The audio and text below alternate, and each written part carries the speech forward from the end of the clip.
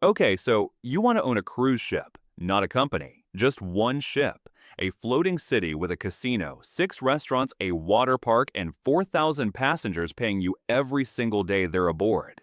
It sounds like the ultimate captive audience. They can't leave. They can't walk to a competitor down the street. For 7 days, everyone on that ship is yours. That's the fantasy.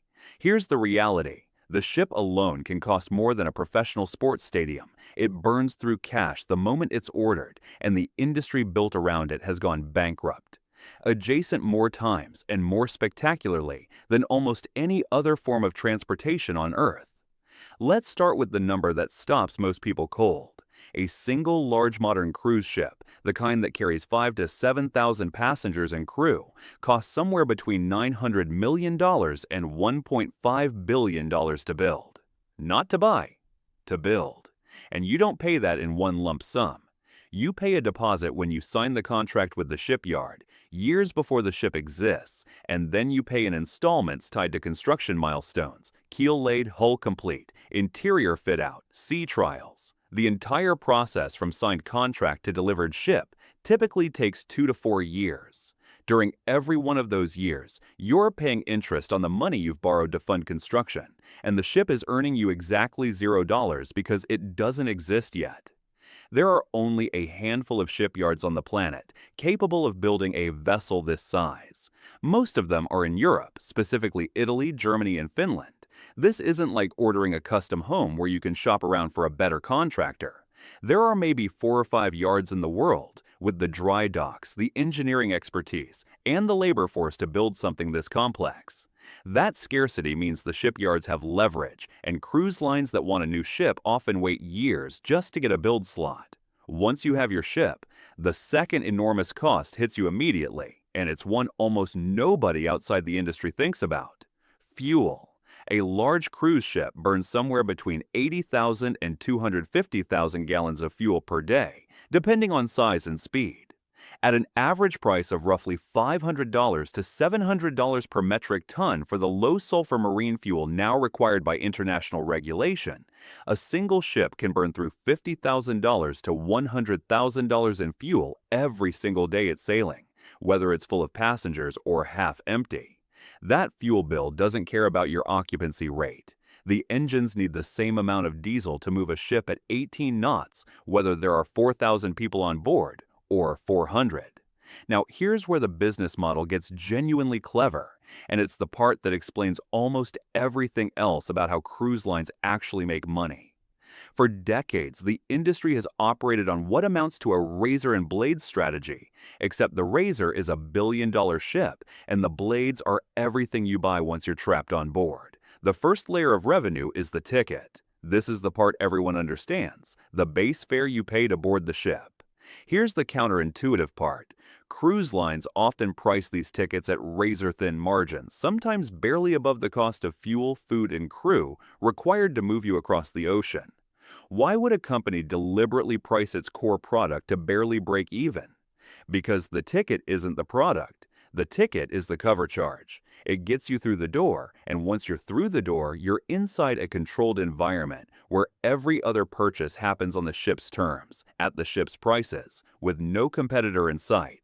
The second layer is onboard spending, and this is where the real profit lives. Industry-wide, onboard revenue, everything beyond the base ticket, typically accounts for somewhere between 25% and 45% of a cruise line's total revenue, and it carries dramatically higher margins than ticket sales.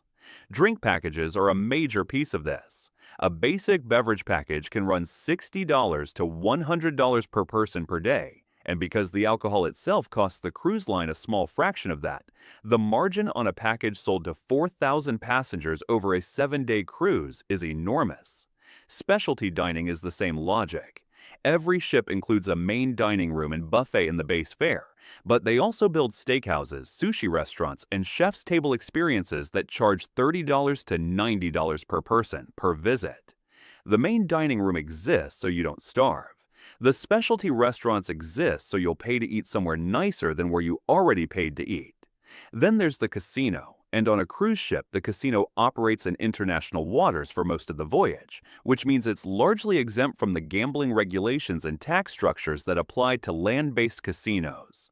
Cruise line executives have described onboard casinos as some of the highest margin real estate on the entire ship, square foot for square foot, precisely because there's no competing casino across the street and passengers have nowhere else to spend an idle evening at sea. Shore excursions are the fourth layer. When the ship docks in a port, the cruise line sells you the official tour, the snorkeling trip, the bus tour to the ruins, the beach day with lunch included, typically priced at a markup over what it costs the cruise line to contract with local operators. You could, in theory, walk off the ship and find a cheaper independent tour operator on the dock. Most passengers don't, partly out of convenience and partly because cruise lines are careful to remind you repeatedly that if you book independently and something goes wrong, the ship will leave without you. Fear is doing some of the selling here, and it's remarkably effective. The fifth layer is the spa, the photography package, the Wi-Fi, the art auctions, the duty-free shopping, the arcade, the kids club upgrades. Each of these is a small line item on its own.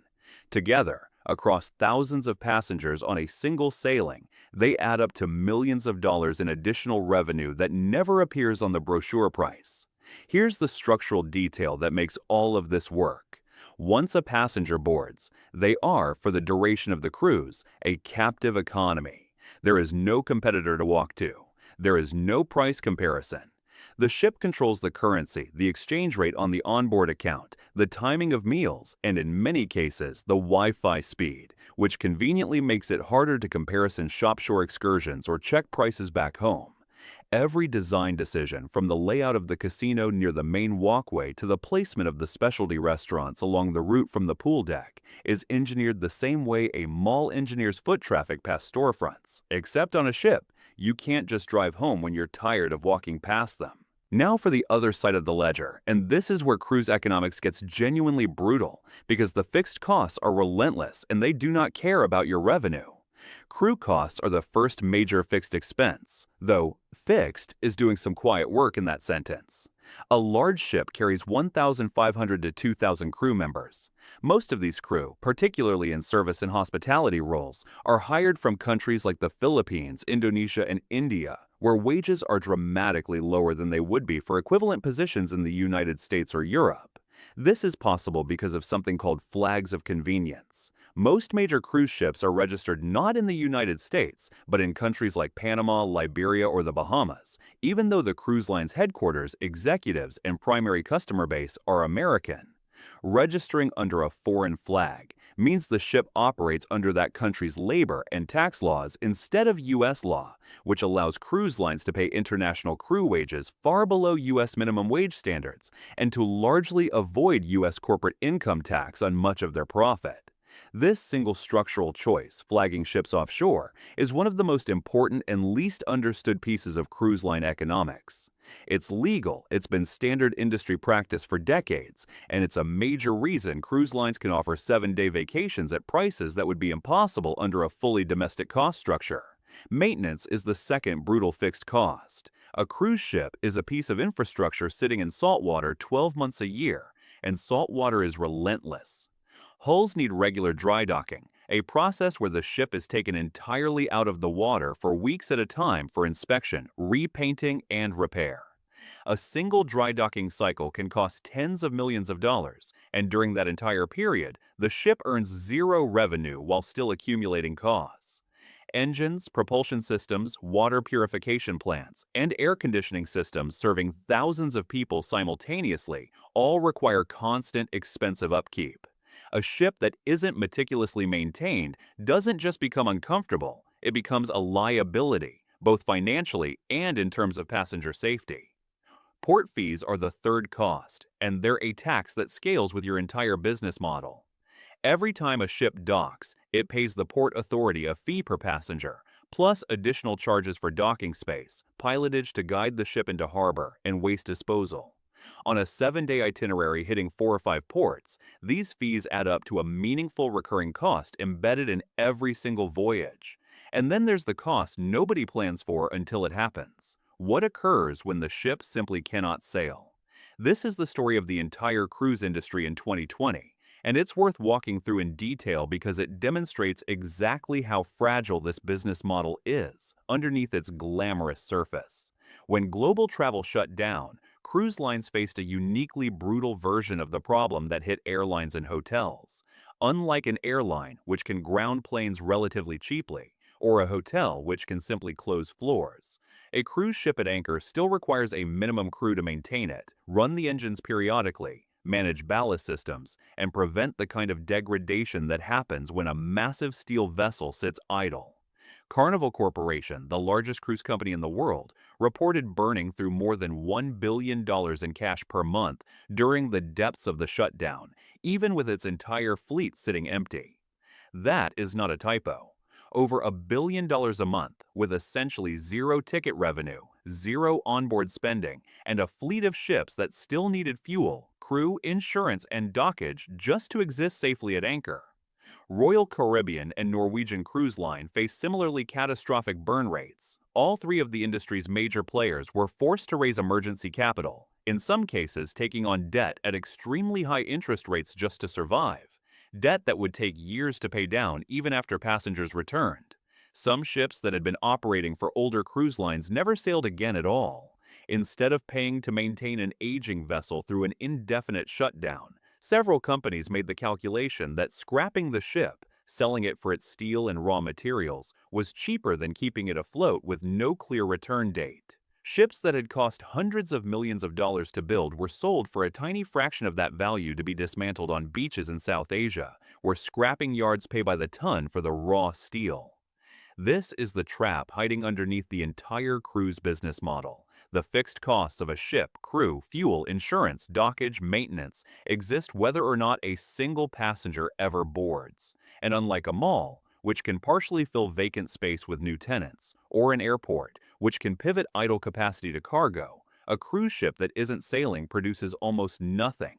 It cannot be repurposed on short notice. It cannot generate revenue sitting at anchor. It can only accumulate costs day after day until either passengers return or the company runs out of cash. There's a second, quieter risk baked into this business, and it shows up on a much longer timeline than a pandemic: environmental and regulatory exposure. Cruise ships have faced increasingly strict international regulations on fuel emissions, wastewater discharge, and air pollution, particularly in coastal zones and protected marine areas. Meeting these standards requires expensive retrofits, cleaner but pricier fuel, or entirely new exhaust scrubber systems installed on existing ships. Several major cruise lines have paid multi-million-dollar fines and settlements over the past decade for violations related to illegal wastewater dumping and falsified environmental records. These aren't one-time costs. As regulations tighten globally, particularly around carbon emissions in the shipping industry as a whole, the cost of staying compliant is a rising permanent line item that didn't exist at the scale it does today, even a decade ago. So how does the math actually work out for a single ship over its lifetime? A cruise line typically expects a ship to remain in active service for 25 to 30 years before it's sold to a smaller operator, repositioned to a lower-cost market, or scrapped entirely. Over that lifetime, the billion-dollar construction cost gets spread across thousands of individual sailings, each one carrying several thousand paying passengers. Each of those passengers spending not just their ticket price, but, on average, several $100s more once on board. When occupancy is high and onboard spending is strong, which it typically is, cruise lines have historically run some of the highest profit margins in the broader travel and hospitality industry. In normal years, reporting operating margins well into the double digits, numbers that would make a hotel chain jealous. But that profitability is entirely dependent on one number staying high: the load factor, the percentage of berths actually filled with paying passengers. Because so much of the cost structure is fixed regardless of occupancy, cruise lines are extraordinarily sensitive to even modest drops in how full their ships are. A ship sailing at 95% occupancy might be highly profitable. The same ship sailing at 70% occupancy with essentially the same fuel, crew, and maintenance costs can swing from healthy profit to significant loss. This is why cruise lines discount so aggressively when a sailing isn't selling well, and why last-minute cruise deals exist at all. An empty cabin generates zero revenue. A steeply discounted cabin at least generates onboard spending and covers a sliver of the marginal cost of that passenger's food and water. From the cruise line's perspective, a cheap ticket is infinitely better than an empty one. This is the real structure underneath the glossy brochure image of cowboy hats on the pool deck and sunset photos from the balcony. A cruise ship is not really a hotel that floats. It's closer to a factory with a single, enormously expensive piece of equipment that has to run at high utilization constantly to justify its own existence, wrapped in a business model that extracts most of its profit, not from the price of admission, but from what happens to you once you're locked inside with nowhere else to spend your money. The ocean is the moat, the captive passenger is the business, and the fixed costs, the fuel, the crew, the steel itself sitting in salt water, don't stop compounding just because for a while, nobody's on board to pay for them.